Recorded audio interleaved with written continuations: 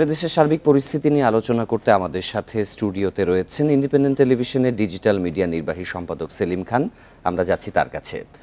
সেলিম খান, শুভ সকাল। এবং আজকে সকালের পরিস্থিতি নিয়ে যদি একটু কথা বলতে চাই, কারফিউয়ের ব্যাপারে যদি কথা বলি, যে প্রথম দিন থেকে ছাত্র আন্দোলন থেকে শুরু করে এই কারফিউয়ের চলমান দিনগুলোতে নিরবিচ্ছিন্নভাবে আমরা সংবাদ প্রচার করছি। তো আজকে অফিসে আসার পথে কি পরিবর্তন দেখতে পেলেন? কারফিউ শিথিলতা কতটুকু এগিয়েছে বলে মনে করেন? এখন জন্ম সনদ দিয়ে খোলো বিকাশ স্টুডেন্ট অ্যাকাউন্ট। নিজের বিকাশ নিজে কর। ধন্যবাদ। আমি মূলত আসার চেষ্টা করি সাধারণভাবে, মানে কখনো হেঁটে কখনো রিকশায়, যাতে পরিস্থিতিটা বোঝা যায়। তো আমি যেটা দেখলাম গত কয়েকদিন, মানে গতকালকের তুলনায় আজকে খুব সকাল থেকেই যদি বলি, মানে 8টার আগে থেকে কিন্তু অনেক বাস নেমে পড়েছে। আমি সোনারগাঁ ক্রসিং, মানে কারণ বাজারের ওই দিকটা থেকে আসছিলাম, তো দেখলাম বাসের সংখ্যা কিন্তু অনেক বেশি। কারণ একটা হচ্ছে যে মেট্রোটা বন্ধ হয়ে গেছে, ফলে মেট্রোতে যাত্রীরা আসতেন তারা কিন্তু বাসে আসতে বাধ্য হচ্ছেন।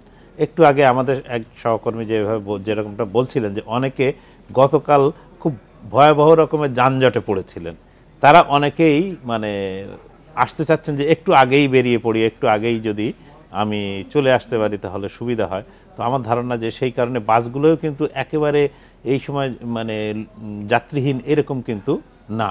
তো বাস চলছে, আপনার প্রচুর সংখ্যক সিএনজি চলছে, রিক্সা তো তার সঙ্গে আছেই। এবং কেউই খুব মানে অন্যান্য দিন রিক্সাওয়ালা যেভাবে হাউতাশ করে বসে থাকতেন এবং একজন গেলেই ঝাঁপিয়ে পড়তেন, যে কর্মচাঞ্চল্য দেখা যাচ্ছে, কর্মচাঞ্চল্য দেখা যাচ্ছে। তো এই কারফিউ পরিস্থিতির অবস্থা ফিরতে, মানে স্বাভাবিক জীবনে ফিরতে কি পরিমাণে সময় লাগতে পারে? এটা তো সরকারের সিদ্ধান্ত, কিন্তু এটা দেখেন যে ক্রমেই কিন্তু বাড়ানো হচ্ছে। আগে 2 ঘন্টা ছিল, 2 থেকে 3, 3 থেকে 4, 4 থেকে 6, এবং একই সঙ্গে অফিস খুলে দেওয়া হয়েছে। সব ধরনের সারা দেশে সব চলছে। একমাত্র শিক্ষা প্রতিষ্ঠানই আপাতত কিছুদিনের জন্য বন্ধ রাখা হয়েছে। এক্ষেত্রে আমি একটু আপনার কাছে জানতে চাই যে শিক্ষা প্রতিষ্ঠান খোলার মতো বিষয়ে আপনি কি মতামত দেবেন, যেহেতু এখন এইচএসসি পরীক্ষাও চলছে এবং পরবর্তী পরীক্ষা কিন্তু 28 তারিখে, সেটি কি যথাসময়ে অনুষ্ঠিত হওয়ার মতো সম্ভাবনা আছে কিনা? এইটা তো সরকারের মানে খুব কঠিন সিদ্ধান্ত। কারণ প্রায় 10 লাখের বেশি ছাত্রছাত্রী শিক্ষার্থী আপনার এই এইচএসসি পরীক্ষা সমমানের পরীক্ষার সঙ্গে যুক্ত। এই 10 লাখ শিক্ষার্থীকে মানে সেন্টারে নিয়ে আসা, তাদের সঙ্গে তাদের অভিভাবকরা আসবেন। তো যদি আমি একজনের সঙ্গে একজনও ধরি, তাহলে প্রায় আরও 10 লাখ যুক্ত হবেন তাদের সঙ্গে।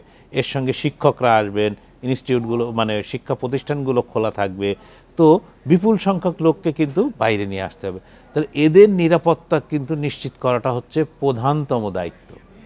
এদের বয়স কিন্তু প্রত্যেকের 18-র নিচে। তো এই বয়সী শিক্ষার্থীদের নিরাপত্তা আগে নিশ্চিত করতে হবে, তারপরে আপনার। তো আমি মনে করি এই মুহূর্তে শিক্ষা প্রতিষ্ঠানের সবচেয়ে গুরুত্ব, কালকে মন্ত্রীও বলেছেন যে এই মুহূর্তে এইচএসসি পরীক্ষা হচ্ছে সর্বাধিক গুরুত্ব পাওয়া উচিত। কারণ পরীক্ষাটি মাঝপথে থেমে গেছে। যারা যেভাবে শুরু করেছিলেন সেখানে একটা ছন্দপতন ঘটেছে। এই ছন্দপতন থেকে কত দ্রুত তাদেরকে পরীক্ষার এতে ফিরে নিয়ে এসে, এক তাদের 6টা-7টা পরীক্ষা বাকি আছে, 2 তাদের প্র্যাকটিক্যাল, যারা সায়েন্স বা অন্যান্য সাবজেক্টে আছেন তাদের প্র্যাকটিক্যাল পরীক্ষা আছে, পরে সব মিলে অনেকগুলো কাজ।